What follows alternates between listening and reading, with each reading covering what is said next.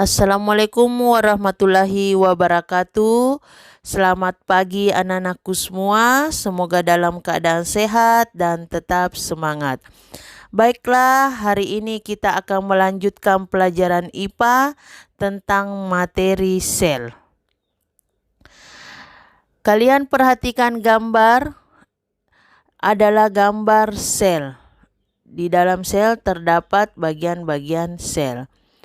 Sel adalah satuan unit terkecil makhluk hidup yang merupakan dasar penyusun bagian-bagian tubuh.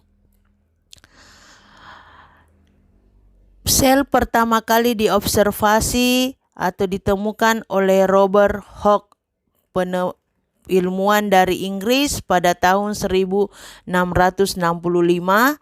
dan prinsip dasar sel ditemukan oleh Schwann dan Selden, penemu dari Jerman atau ilmuwan dari Jerman pada tahun 1893.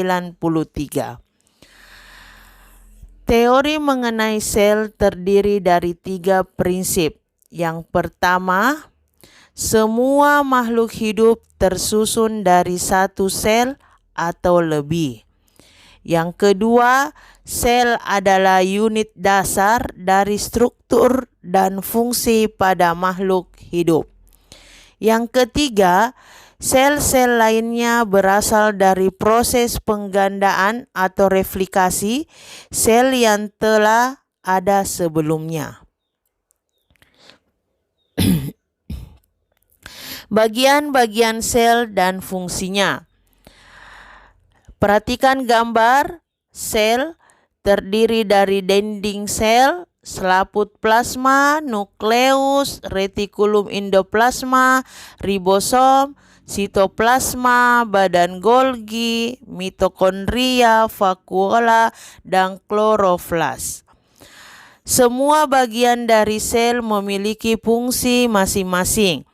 Kalian perhatikan, dinding sel memiliki fungsi memberi bentuk sel, selaput plasma berfungsi mengatur dan menyelenggarakan transportasi zat, nukleus berfungsi mengendalikan seluruh kegiatan sel, retikulum endoplasma berfungsi sebagai transportasi zat pada sel, ribosom berfungsi sebagai sintesis protein, sitoplasma berfungsi sebagai sumber bahan kimia, badan Golgi berfungsi sebagai ekskresi sel, mitokondria berfungsi sebagai sintesis ATP atau tempat terjadinya katabolisme aerob, vakuola berfungsi sebagai tempat penyimpanan dan penimbunan makanan, kloroflas tempat terjadinya fotosintesis pada tumbuhan.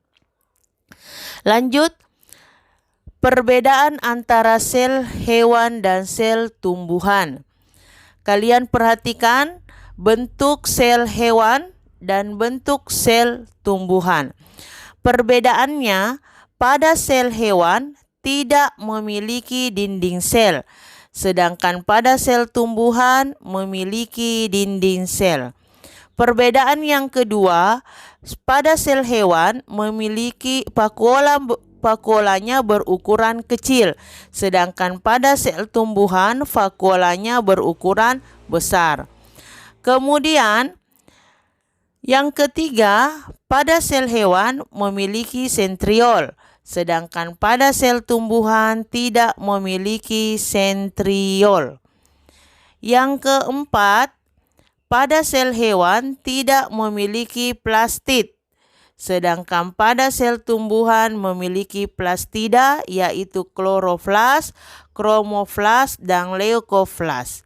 Demikianlah materi kita hari ini. Semoga bermanfaat bagi anak-anakku, dan silahkan kerjakan tugas melalui link yang Ibu kirim. Selamat belajar, selamat bekerja, tetap menjaga kesehatan. Assalamualaikum warahmatullahi wabarakatuh.